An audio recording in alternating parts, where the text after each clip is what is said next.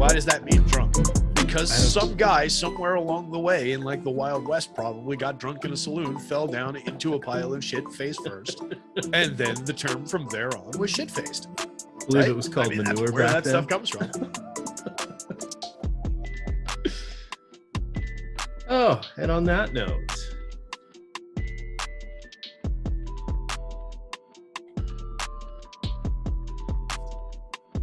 all right, Stokastic, here we are. It's your old pal EMac, joined by one T McBee as we get ready for a Friday no house advantage NBA slate. We have 11 games going tonight.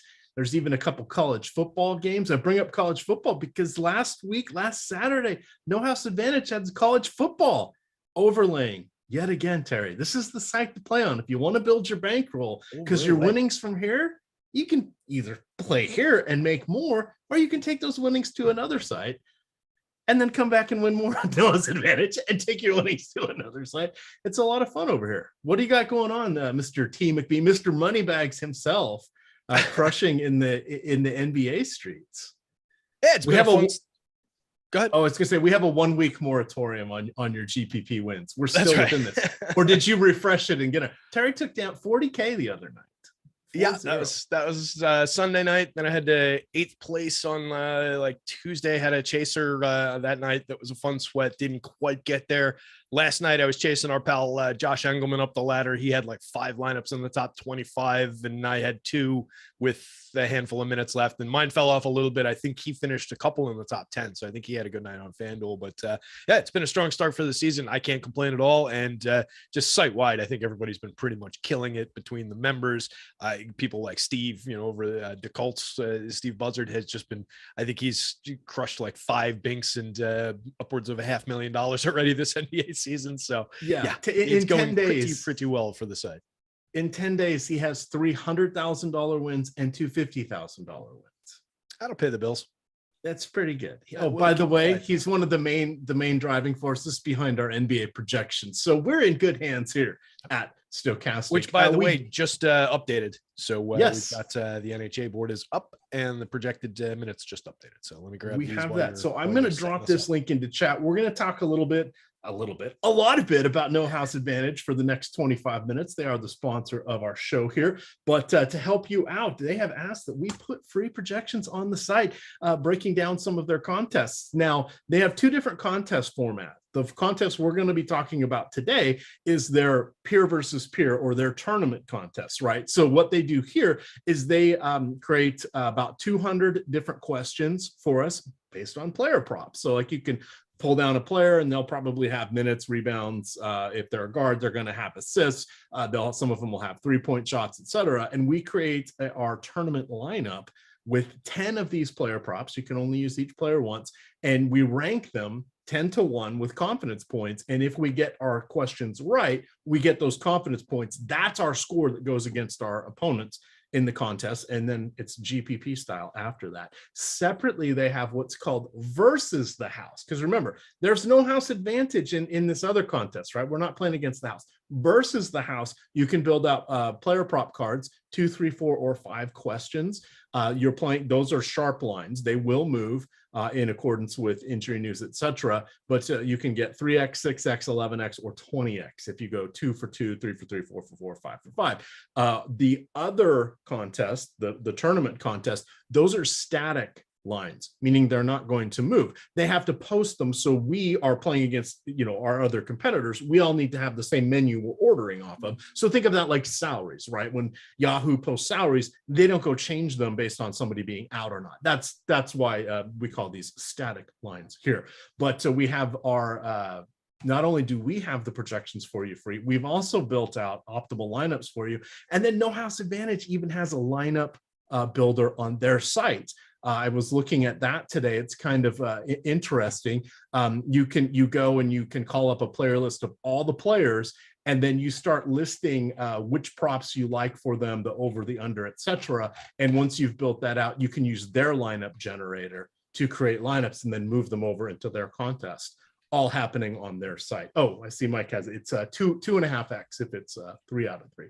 Sorry, I was trying to go from memory here, but those are the highest payouts there in the business. And then on Sundays, they do 21x and 11x instead of 10x and 20x on like special Fridays and other things like that. So all you were missing in there, I think, was like when you pointed out that there's no house advantage in the one kind of contest, and then you transitioned into talking about the contest against the house. I think we got to work in something about like, in our projections, make it so that we're taking away that edge that the house might have in that contest, just to encourage people to play it because it's such a killer contest. Well, absolutely, because we have our sister site Odd Shopper that has up to the minute lines on it. It also has these stochastic projections feeding into it, which then gives you a probability of, you can do win percentage, which is what you would want to do in this case against no house advantage. But if you're doing sports wagering, it will show you expected ROI because it's factoring in, is it negative money or positive money to lay down the bet.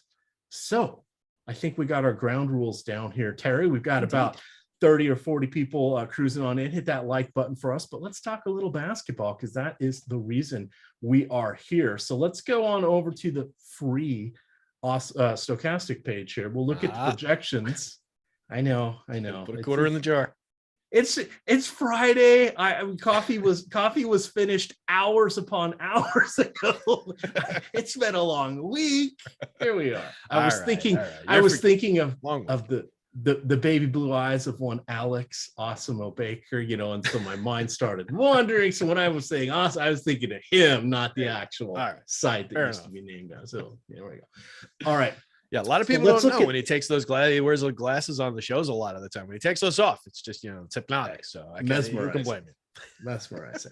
But we've got some interesting ones here. A lot of injuries tonight, especially in some of the later games. First one that's popping up to me, I'm looking at our free page, looking at the unders.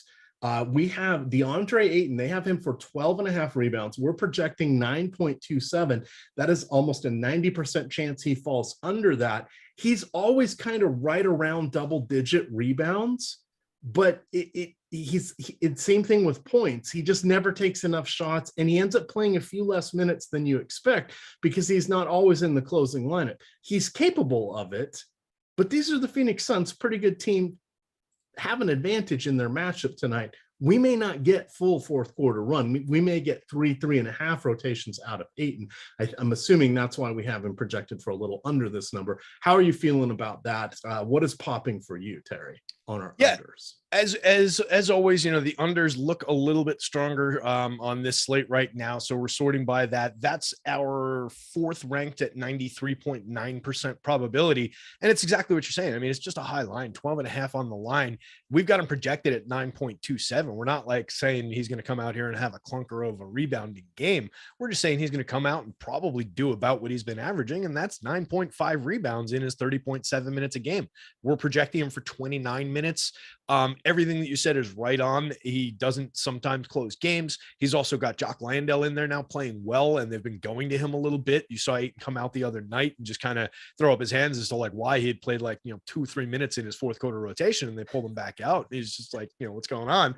And I think the intent was to put him back in the game, but then they ran the score back up and they just didn't need him again. So I think he ended up sitting the rest of that game. So yeah, I could easily see that one going under. And just by the numbers, if he gets the 30 minutes and change that we're projecting him for, he's still probably pretty likely to miss that line. He's going to average, he's averaging 9.5, puts up 10, 11. I think we're still pretty clear of that line. So I like that one a lot. By the same token, Evan Mobley up at the top is sitting at 96.3% probability to go under. It's a 9.5 line against the 6.3 projection. He's sitting at 4.8 rebounds a game so far this year, a 4% rebounding rate in 32.8 minutes a night. Last year, he was a much stronger rebounder, 8.3 rebounds a game, 12% rebounding rate. But so far, we're not seeing that on the Mobley side of things. So I think him on either the rebounding or the PRA both look pretty strong, up 90+%.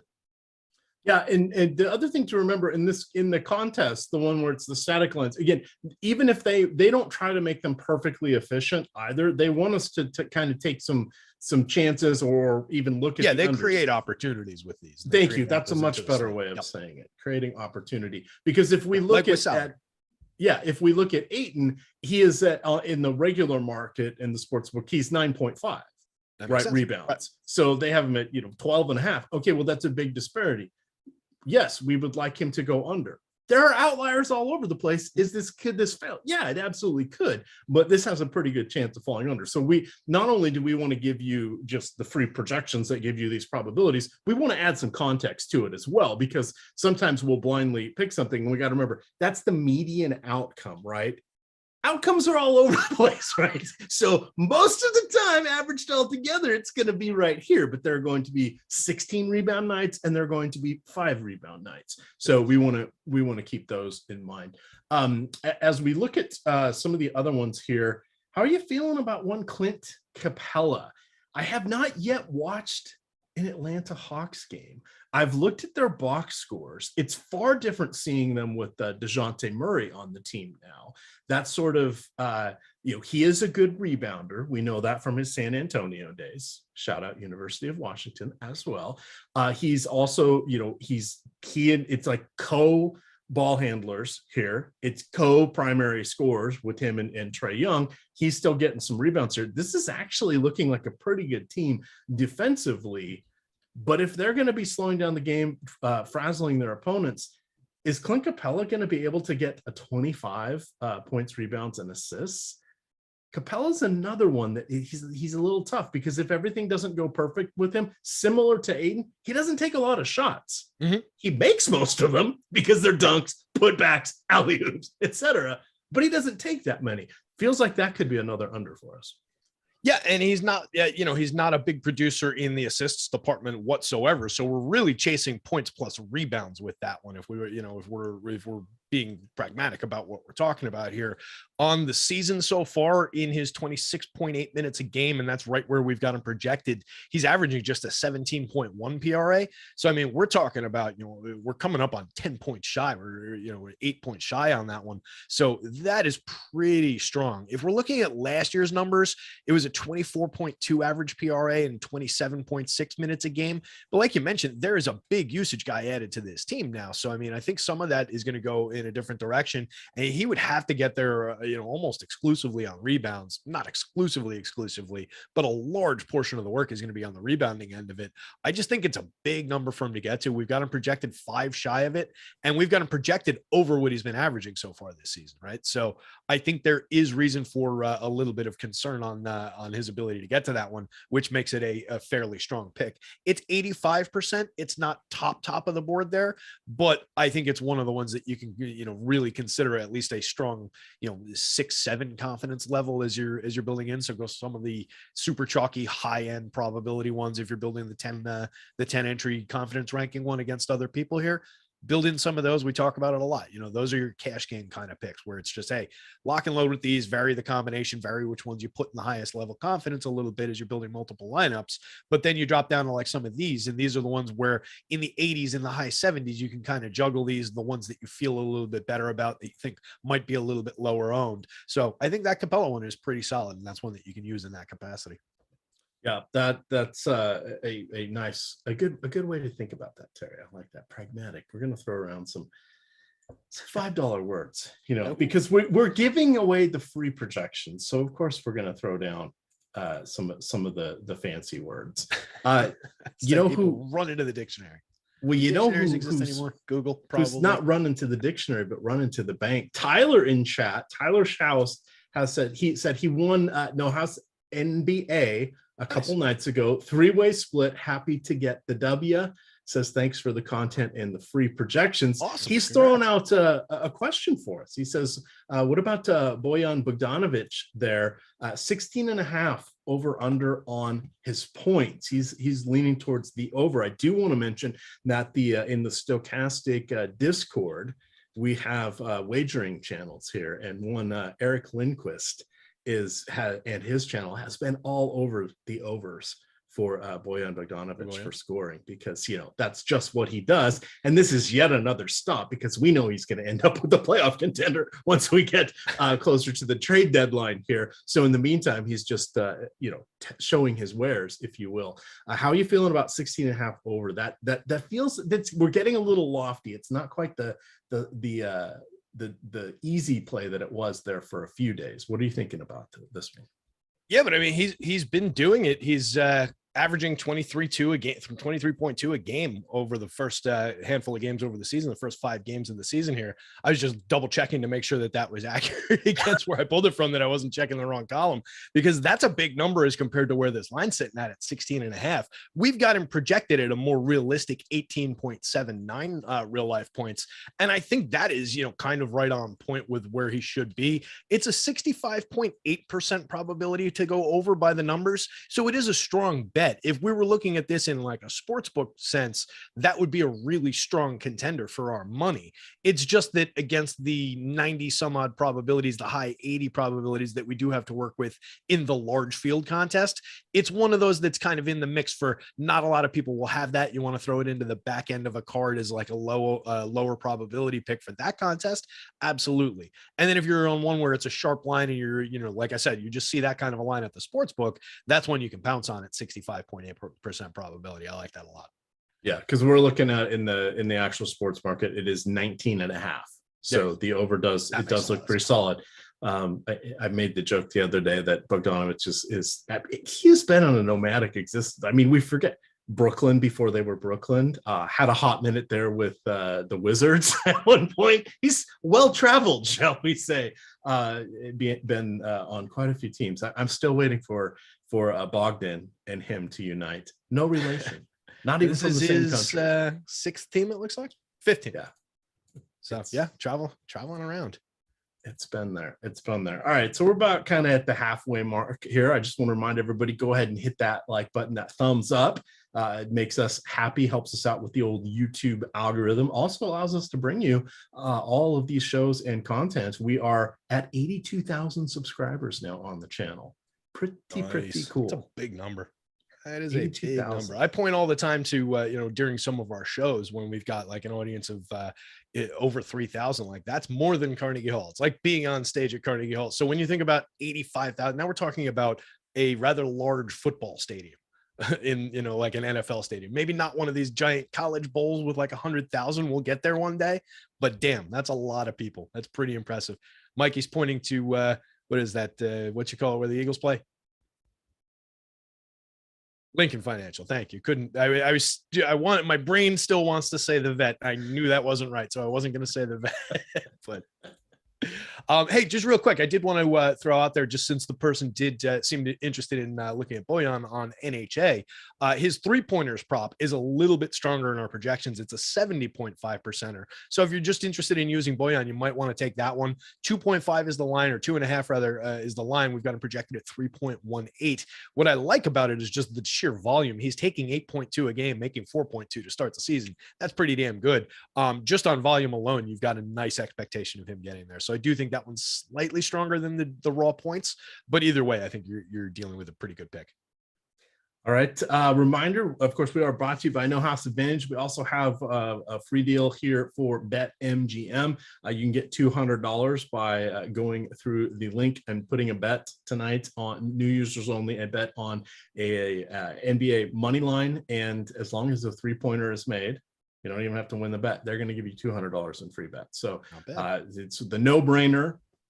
These don't last forever. We saw them go away for a few weeks after the first couple of weeks of NFL. I suspect those may disappear, but you'll want to check those out. And then the other little carrot we have for you, in addition to the free projections that we offer on No House Advantage, the free optimal lineups, they have their free lineup builder over on No House Advantage. Come in through our link below us, and we'll get you a $50 deposit match to your first deposit. So you put in 20, they give you 20, you put in 50, you get 50, you put in 100, you still just get 50 because it's a $50 deposit match, but that money comes out of your account. It's not a drip bonus or anything like that. All right, let's look at a few more picks here, and then we will wander on out of here. I don't think we have a show on right after us, but at 4:45, you get Josh and Adam on the Deeper Dive, then Live Before Lock with Greg and Eric, and a bonus 30 minutes talking about the post-slate action, all brought to you by No House Advantage.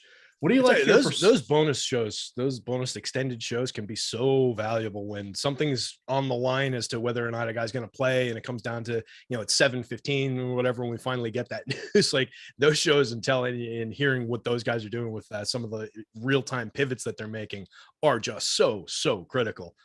So you get news about like a 10 o'clock game. Hey, this is going to happen, but you've got 15 minutes before the 7:30s lock. You need that information right away. You can't even wait on, honestly, sometimes the projections to update. It's so valuable having that show extended by 30 minutes. Yes.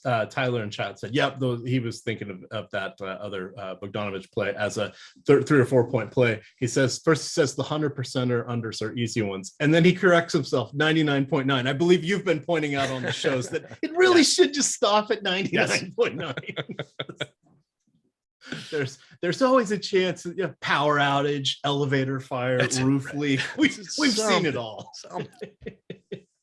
All right. And as soon as we think we've got it figured out and we know that it's 100%, that's when we do see it, right? So that's, you don't even want water to conjure mains that. breaking, all sorts of stuff, So CJ McCollum standing out as our 90% play here to get over 4.5 assists. I do want to point out he's going to be questionable tonight. He has a sprained, or it might just be jammed at this point, middle finger on his right hand, which is his shooting hand. Now, will that impact him on passing the ball? No, it won't, but there's a chance he may not get into the game tonight. And if we don't know that for sure, there's no late swap over here on No House Advantage. Once everything locks, it locks. So you want to be careful with some of those players. But we've got a bunch of assist action up here. LeBron James looks pretty good there on his over. Tyrese Halliburton, a little tighter. 8.5, I think, is a pretty good number, because God only knows what Indiana's going to do with their playing time. They're already starting. Why they were tanking, and then now they have Miles Turner back, and they're going to try. I don't know what they're doing. And then you've got Pascal Siakam, of course, going against Philly. He's going against fellow Cameroonian Joel Embiid. What do you like here at the top of our board? I think, of course, assuming that he plays and basically everybody on that team, in addition to a ton of players across the league, are questionable for tonight. It's going to be an interesting one, going into lock. And again, the shows tonight are just going to be absolutely critical to find out a lot of this info. But let's say CJ goes full complement of minutes like we've got him projected right now, 35 minutes. He's averaging 35 minutes or 34.7. We've got him projected 34.8, let's say. He's sitting at a 43.6% assist share right now with a 7.8 assist average in that in exactly the minutes we're projecting him for, and it's against a 4.5 line. So I don't really know what I'm missing here. I feel like we might even have them projected a little bit low. Maybe that's a little bit to do with who they're going up against Phoenix here. You're a good team, good defense, slows it down a little bit. So maybe that's a factor there. But yeah, that one stands out. It's a 90% probability, 90 pushing 91. Seems like a very strong one to go. Only question would be whether or not he plays. By the same token, the Siakam one is right there, sitting at 4.5.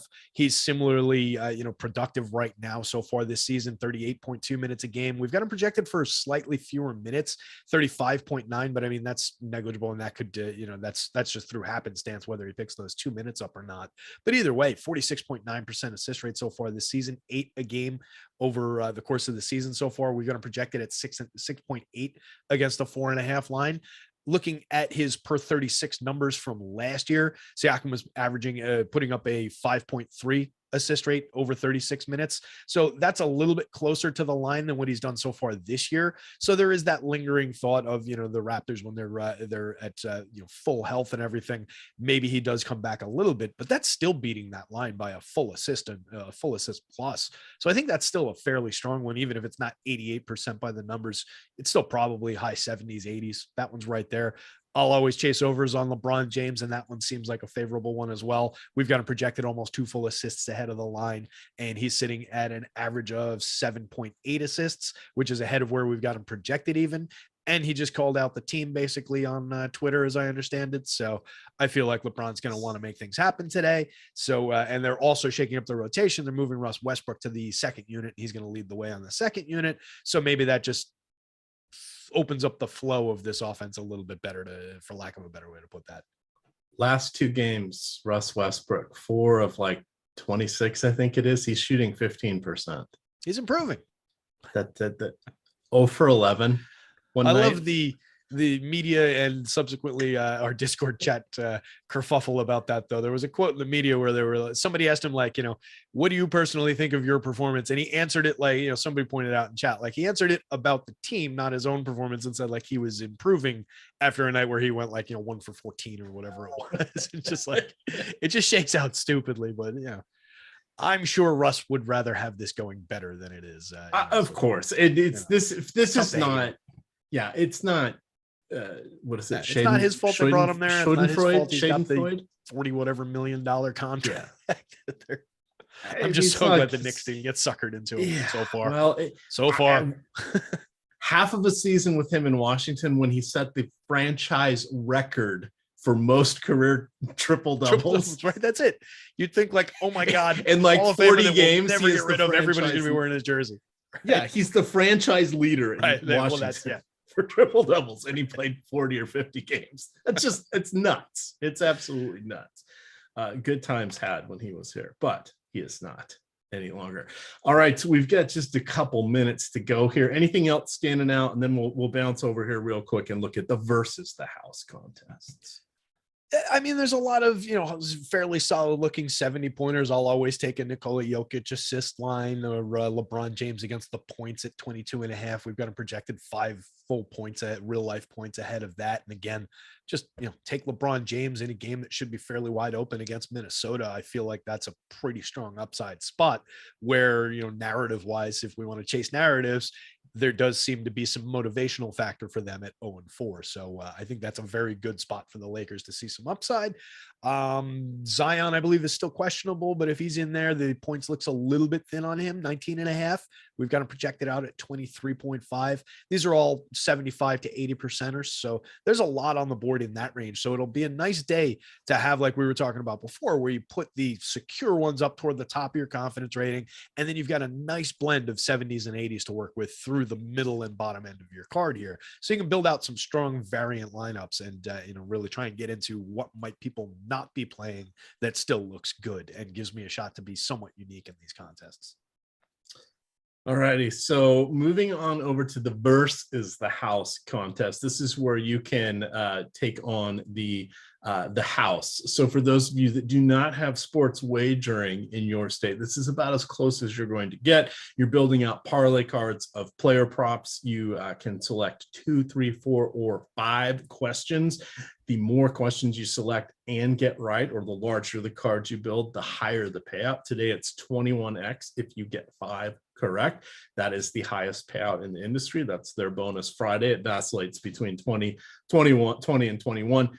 They're doing 11 today for 4x. If you get 3 of 3, you get 5. Pardon me. 3 of 3 of you get 5x, and then 2 of 3, you get 2.5x. So what we've got here are just a variety of things. They do have hockey available, which is also nice. They have shots on goal. That's always a fun one to do. You can get those over on OddShopper, or if you're already a member of Stokastic, you can go look at our hockey projections page. There is a goalie stat page as well as a skater stat page. That's helpful to look at for those. They also today have NBA up for tomorrow. For Saturday, they've got college football up already. And then, of course, Sunday, they've got some NBA ones up as well. If you make your cards today, you will get. Do they have football on Sunday too? Football on Sunday, yes. You said pro football. Oh, I said my. That's 2. Don't let there be a third, EMac, or we're gonna pull you from this show. We have to send you to a home. And I went to bed after the 2-minute warning last night because I was tired. You missed your big win. I said it fell short. Lamar. I thought it was Lamar was like 4 yards short. Fournette there was another one? there. It was Fournette that got there, and Lamar. I didn't realize there was another one on there. 10-leg parlay for $10, and I got 9 of them because Lamar Jackson was 4 yards short. I was celebrating the one that you circled. I didn't see that there was another one on there. Yes. Oh well, it's only money, right? It's only money. But for these, if you can't get in on those same game parlays, hey, you can get the in over here at No House Advantage. And check. What's cool is, like I just pulled up, we've got that same betting props tool for the NHL right over at Stokastic. So I just pulled it up, and just to I wanted to make sure we had it before I said we had it. And now I'm just looking the over on Neil Pionk for shots on goal is a 1.5 line. It's a very nice 69% expected win rate. So, I mean, there are solid ones that you can pick off over there for the NHL as well, using the exact same tools, the exact same way. All right. So one more question in chat here. Dexter Pope is asking us, how do we feel about the under 24.5 for Paolo Banchero. He has averaged through his 5 NBA games 24 points even.